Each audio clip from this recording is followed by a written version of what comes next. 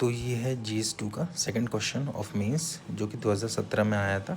The local self government system in India has not prove to be the effective instrument of the governance. Critically examine the statement and give your views to improve the situation. इसका मतलब ये है जो local self government है हमारी पंचायती राज institution और urban local body government in India has not prove to be effective instrument, यानी कि वो इफ़ेक्टिवली अपना काम नहीं कर पा रहे हैं उसमें अपने गांव वगैरह में।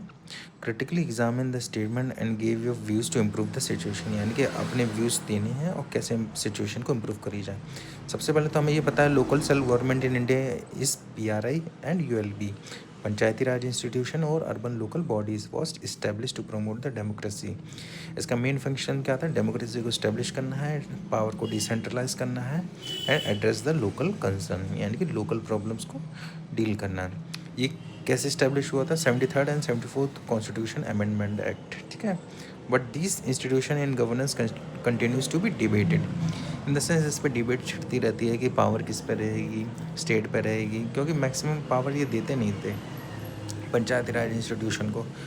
Effectiveness of local self government is decentralisation of powers. अब डिसेंट्रलाइजेशन ऑफ पावर्स का मतलब क्या है? Witness a significant level of public participation in local governance, यानी कि जितने भी लोग हैं वो पार्टिसिपेट कर सकें इसमें पंचायती राज इंस्टीट्यूशन में। सोशल जस्टिस का मतलब क्या होता है कि seats are reserve for the womens and SCs and STs। This lead to the better representation and inclusivity of local governance, यानी कि सारे लोग इसमें अपना पार्टिसिपेशन दे सकें, चाहे वो वुमेन हो चाहे वो किसी भी कास्ट के SC STs के हों या कोई भी हो।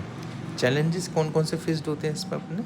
Effective of local insufficient devolution of powers, in the sense powers हमें पूरी तरह मिल नहीं पाती है जितना हम चाहते हैं। State government have been reluctant to delegate authority, living PRIs and ULB with inadequate powers and function, यानी कि सारी जो थोड़ी बहुत पावर रहती है वो उन पर रहती है, बाकी स्टेट गवर्नमेंट पर रहती है।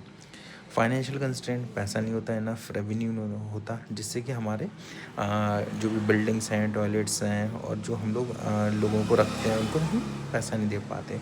पॉलिटिकल इंटरफेरेंस होता है, यानी कि मैक्सिमम ये लोग इंटरफेयर करते हैं पॉलिटिकल पार्टीज़ वाले, जिसकी वजह से इफ़ेक्टिव वर्किंग नहीं हो पाता, ठीक है, और ट्रांसपेरेंसी और अकाउंटेबिलिटी नहीं हो पाती। तो ये सारी चीज़ें हैं यहाँ से लेके यहाँ तक का। तो हमने ये देखा चैलेंजेस क्या क्या हैं इसमें। अब हम इसको देखेंगे कि कैसे इम्प्रूव कर रहे हैं। Capacity of constraint, human resources भी नहीं होता, टेक्निकल एक्सपर्ट्स नहीं होते लाइक कंप्यूटर ऑपरेटर। तो हम ये नेक्स्ट शॉर्ट में देखते हैं।